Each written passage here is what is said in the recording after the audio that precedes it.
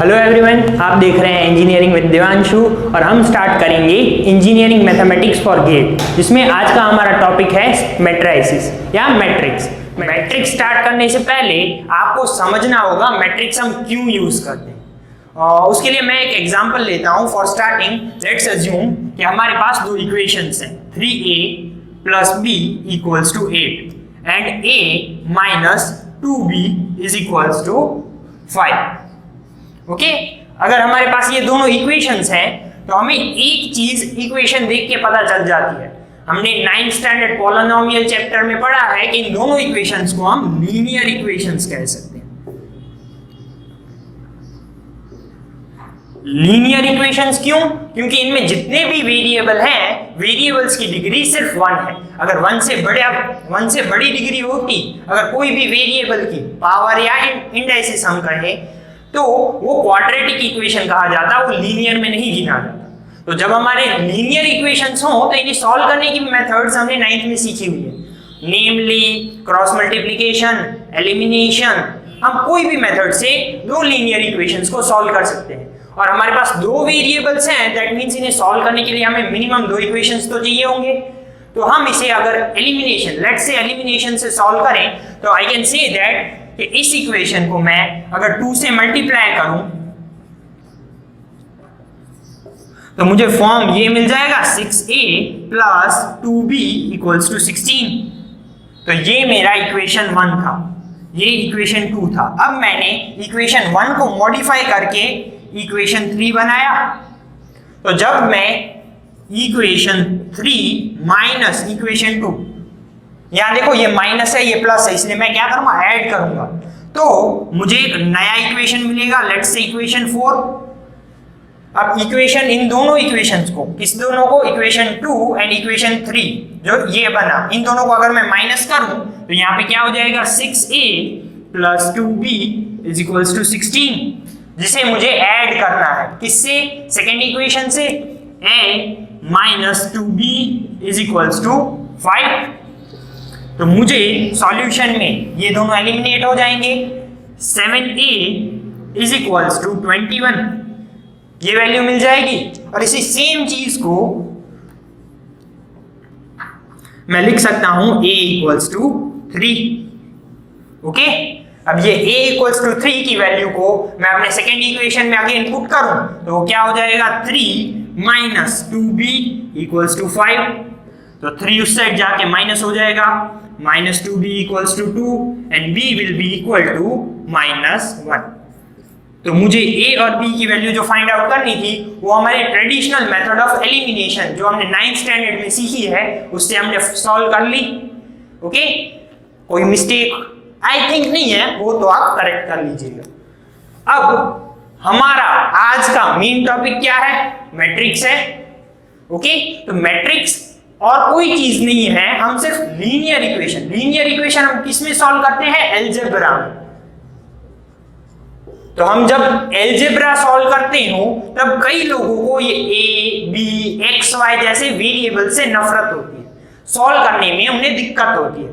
तब सिर्फ numerical system से जो दो इक्वेशन को जो कैसे हो लीनियर, उन्हें सॉल्व करके देगा, वो क्या है, मैट्रिक्स है। कैसे, लेट्स सी। सपोज मैं इस फर्स्ट इक्वेशन को अपने कोएफिशिएंट नंबर्स के फॉर्म में लिखूं तो a के पास कोएफिशिएंट है 3, b के पास कोएफिशिएंट है +1 equals to 8। ओके, और दूसरा इक्वेशन नीचे वाला, a के पास कोएफिशिएंट है 1, b के पास कोएफिशिएंट है -2 and is equal to 5। That means मैंने क्या किया, इनमें जो वेरिएबल्स थे a b, वो a b वेरिएबल्स को मैंने एलिमिनेट किया। उसे मुझे मैट्रिसेस के फॉर्म में लिखना हो तो मैं ऐसे लिख सकता हूं 3 1 1 -2 a b would be equal to 8 and 5। That means ये मेरे कोएफिशिएंट्स होंगे, ये मेरे वेरिएबल्स होंगे और ये फाइनल मेरे आंसर्स या मेरे कांस्टेंट्स होंगे। ओके, हमने क्या किया, इन्हीं इक्वेशंस को ये वेरिएबल हटा दिया, वेरिएबल को अलग कर दिया और सिर्फ न्यूमेरिकल फॉर्म में लिख दिया।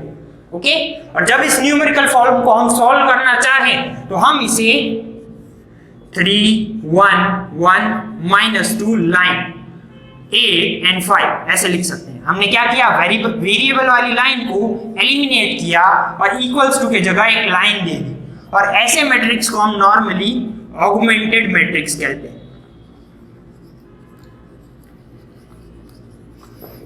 और ऑगमेंटेड मैट्रिक्स किसी भी लीनियर इक्वेशंस का सॉल्यूशन करने के लिए काम आता है। इसमें भी हम सेम प्रोसीजर करेंगे जैसे हमने इसमें की थी। इसमें हमने क्या किया था, इनिशियली हमने हमारे फर्स्ट इक्वेशंस को 2 से मल्टीप्लाई किया था। इसमें भी हम सेम चीज करेंगे। पहले मैं क्या करूं, अपनी फर्स्ट इक्वेशन को, दैट मींस इस लाइन को अगर 2 से मल्टीप्लाई करूं तो ये 6 2 and 16 ये हो जाएगा। तो दूसरी लाइन में कोई भी चेंज नहीं आएगा, ये सिमिलर रहेगा। मैंने इस फॉर्म में क्या किया, अपने फर्स्ट रो को मल्टीप्लाई किया 2 से। ये मेरी फर्स्ट रो है R1, ये मेरी सेकंड रो होगी R2। जो इक्वेशंस 1 and 2 थे यहाँ पे रो 1 and रो 2 बन गए। अब अगेन मैंने क्या किया था, यहाँ पे मैंने एडिशन किया था एलिमिनेशन के लिए, तो यहाँ पे भी मैं सेम एडिशन करूंगा। किसका, रो 2 का रो 1 के साथ। मैं क्या कर रहा हूं, रो 2 को ऐड कर रहा हूं रो 1 से। ओके, तो रो 2 को मैंने रो 1 में अगर ऐड किया तो 6 + 1 will be 7, 2 plus -2, 2 plus -2 will be 2 - 2 which is 0। तो यहाँ पे इन दोनों के जगह मेरा क्या आ जाएगा, 0। एंड लास्ट इक्वेशन 16 - 5 करूं तो 16 - 5 विल बी, सॉरी प्लस कर रहा हूं, मैंने प्लस किया था तो प्लस करूंगा, 16 + 5 विल बी 21, और लास्ट में 1 - 2 5। तो मेरा ऐसा एक इक्वेशन बन गया। ओके, अब अगर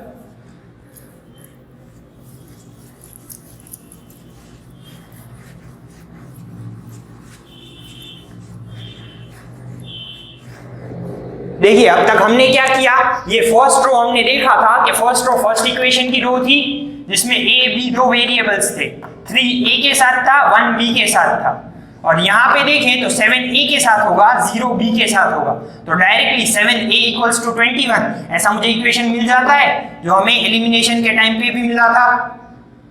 ओके, अब और मैं क्या कर सकता हूँ, इस फर्स्ट रो को मैं पूरा 7 से डिवाइड कर सकता हूँ, और 7 से अगर डिवाइड करूं तो मुझे 1 0 3 ऐसी वैल्यूज मिल जाएंगी।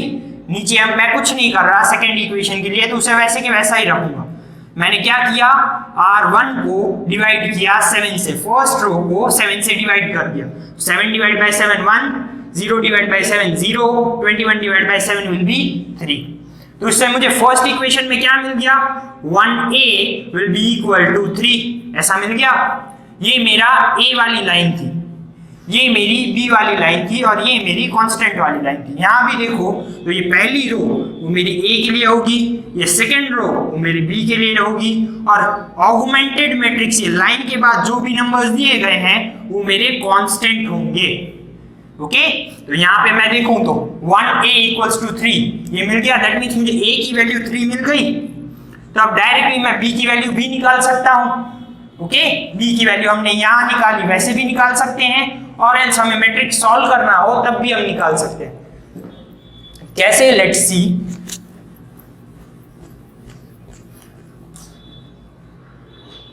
अब अगेन मेरे पास देखूं तो ये दोनों वेरिएबल्स सेम हैं। अब इन दोनों वेरिएबल्स सेम हैं तो मैं रो 2 - रो 1 करूं। मैं क्या करूं, रो 2 - रो 1 करूं। तो चेंज मैं किस में कर रहा हूं, रो 2 में कर रहा हूं। तो रो 1 वैसे के वैसा रहेगा, 1 0 3।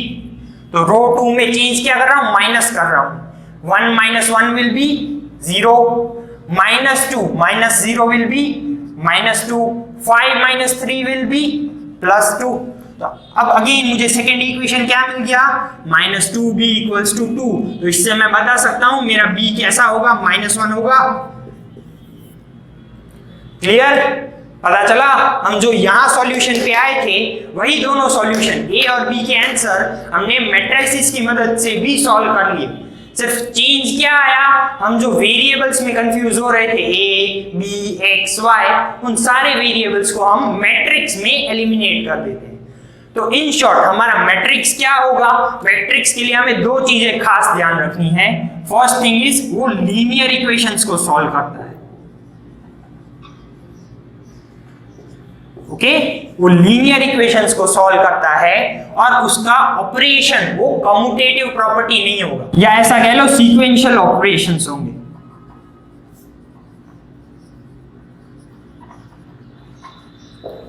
ओके तो आप समझ गए मैट्रिक्स क्या है।